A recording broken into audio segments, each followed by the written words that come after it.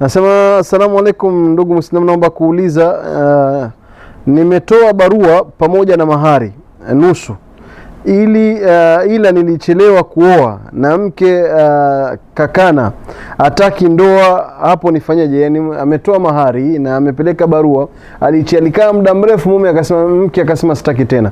Sema yeye afanyaje hapo na ashalipa nusu ya mahari? Alhamdulillah, sharia anasema damu ya kutaki na wewe umechelewa sababu ni wewe, basi hii mahari nusu azikurudishie yake, haki yake.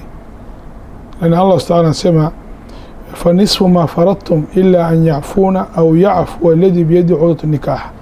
Kama mwanamke ameoa nikah lakini sherehe hajafanyikiwa, hujamgusa, mfunga ndoa tu, fungisha ndoa, Mungu anasema ile unaomba mwanamke hiyo nusu ya mahari imekubaliana.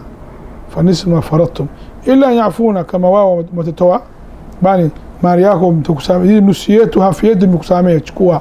Mungu asema achukue.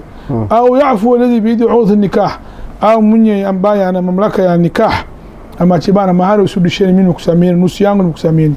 Lakini kisheria anasema lazima amba nusu, lazima apeane nusu, mwanamke asirudishe nusu. Aya anasema hivyo, umeona? Sawa Sheikh, ndio.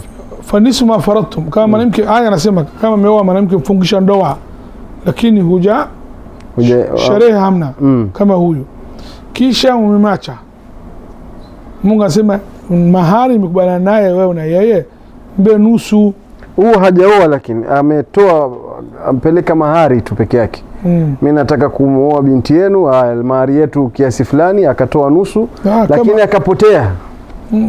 Kama baadaye ndo amekuja mke anataki, kama ni hajatokea nikah,